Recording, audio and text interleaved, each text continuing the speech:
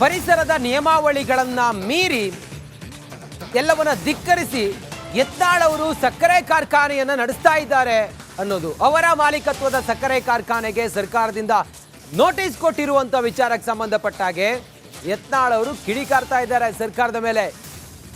ಸರ್ಕಾರದ ವಿರುದ್ಧ ಬಸನಗೌಡ ಪಾಟೀಲ್ ಯತ್ನಾಳ್ ಕೆಂಡಾಮಂಡಲಾಗಿದ್ದಾರೆ. ಸರ್ಕಾರ ರಾಜಕೀಯವಾಗಿ ಎದುರಿಸಲಾಗದೆ ಕಾರ್ಖಾನೆಗೆ ನೋಟಿಸ್ ಕೊಟ್ಟಿದ್ದಾರೆ. ಹಿಂದುಳಿದ ಪ್ರದೇಶದಲ್ಲಿ ಉದ್ಯೋಗ ಸೃಷ್ಟಿ ಮಾಡಲು ಕಾರ್ಖಾನೆಯನ್ನು ಸ್ಥಾಪನೆ ಮಾಡಿರೋದು. ಈ ನೋಟಿಸ್ಗಳಿಗೆ ಹೆದರುವ ಜಾಯಮಾನ ನಂದಲ್ಲ ಅಂತೇಳಿ ಕಿಡಿಕಾರಿದ್ದಾರೆ. ಕೈಲಾಗದವರ ಕೊನೆಯ ಅಸ್ತ್ರವೇ ಅಪಪ್ರಚಾರ ಎಂಬುದು ಗೊತ್ತಿದೆ. ಕಾರ್ಖಾನೆಗೆ ನೋಟಿಸ್ ಕೊಟ್ಟಿರೋದ್ರ ಬಗ್ಗೆ ಸರ್ಕಾರದ ಮೇಲೆ ಕಿಡಿಕಿಡಿಯಾಗಿದ್ದಾರೆ ಬಸನಗೌಡ ಪಾಟೀಲ್ ಯತ್ನಾಳ್. ತಮ್ಮದೇ ಸುಪರ್ದಿಯ ಸಕ್ಕರೆ ಕಾರ್ಖಾನೆ ಪರಿಸರದ ನಿಯಮಗಳನ್ನು ಮೀರಿ ನಿಯಮಾವಳಿಗಳನ್ನು ಧಿಕ್ಕರಿಸಿ ಅಲ್ಲಿ ಕಾರ್ಖಾನೆಯನ್ನು ನಿರ್ಮಾಣ ಮಾಡಿದ್ರು ಅನ್ನೋದು, ಮತ್ತು ಅಧಿಕಾರಿಗಳು ಶಾಮೀಲಾಗಿ ಅವರಿಗೆ ಅಲ್ಲಿ ಕಾರ್ಖಾನೆ ಮಾಡೋದಕ್ಕೆ ಲೈಸೆನ್ಸ್ ಕೊಟ್ಟರು ಅನ್ನೋದು, ಇದೆಲ್ಲದರ ಕುರಿತಾಗಿ ಮಾಹಿತಿಯನ್ನು ಪಡ್ಕೊಂಡಿರುವಂಥ ಅಧಿಕಾರಿಗಳು ನೋಟಿಸನ್ನು ಕೊಟ್ಟಿದ್ದಾರೆ. ಸರ್ಕಾರದಿಂದ ನೋಟಿಸ್ ಹೋಗಿದೆ, ಆ ಸಕ್ಕರೆ ಕಾರ್ಖಾನೆಯನ್ನು ಮುಚ್ಚಿಸಬೇಕು ಅಂತೇಳಿ. ಈ ವಿಚಾರ ತಿಳಿತಾ ಇದ್ದಂತೆ ಹಿಗ್ಗಾಮುಗ್ಗ ಕೆಂಡಾಮಂಡಲರಾಗಿದ್ದಾರೆ, ಚಾಡಿಸಿದ್ದಾರೆ ಸರ್ಕಾರವನ್ನು ಬಸನಗೌಡ ಪಾಟೀಲ್ ಯತ್ನಾಳ್ ಅವರು.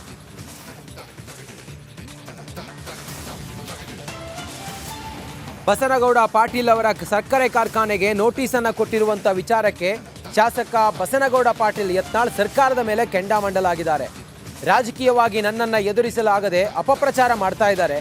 ಈ ನೋಟಿಸ್ಗೆ ನಾನು ಹೆದರೋದಿಲ್ಲ, ನನ್ನ ಜಾಯಮಾನ ಹೆದರೋದಲ್ಲ, ಕೈಲಾಗದವರ ಕೊನೆಯ ಅಸ್ತ್ರವೇ ಅಪಪ್ರಚಾರ ಅನ್ನೋದನ್ನು ಹೇಳಿದ್ದಾರೆ. ಕಾರ್ಖಾನೆ ಮತ್ತೆ ತೆರೆಯುವುದು ನಿಶ್ಚಿತ ಅಂತೇಳಿ ಹೇಳಿದ್ದಾರೆ. ಕಾನೂನು ಹೋರಾಟವನ್ನು ಮಾಡ್ತೀನಿ ಅಂತೇಳಿ ಬಸನಗೌಡ ಪಾಟೀಲ್ ಯತ್ನಾಳ್ ಹೇಳಿದ್ದಾರೆ.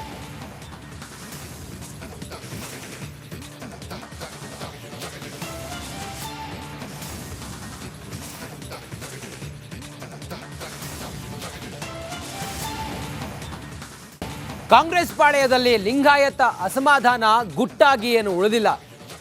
ಲಿಂಗಾಯತ ನಾಯಕ, ಹಿರಿಯ ನಾಯಕ ಶಾಮನೂರು ಶಿವಶಂಕರಪ್ಪ ನೇರ ವೇದಿಕೆಯಲ್ಲಿ ಬಿಜೆಪಿಯ ಸಂಸದ BY ವಿಜಯೇಂದ್ರ ಅವರನ್ನು ಹಾಡಿ ಹೊಗಳಿದ್ದು, ಮತ್ತೆ ಮುಂದಿನ ಚುನಾವಣೆಯಲ್ಲಿ BY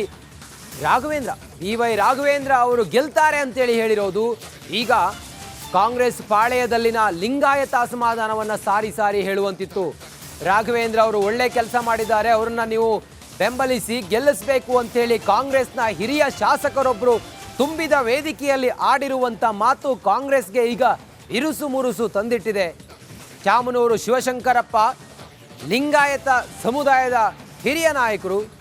ಕಾಂಗ್ರೆಸ್ನಲ್ಲಿ ಲಿಂಗಾಯತರು ಎಲ್ಲೋ ಒಂದು ಕಡೆ ಮುನಿಸಿಕೊಂಡಿದ್ದಾರೆ ಅನ್ನೋದ್ರ ಬಗ್ಗೆ ಪದೇ ನಾವು ಸುದ್ದಿಯನ್ನು ಮಾಡ್ತಾ ಇದ್ವಿ.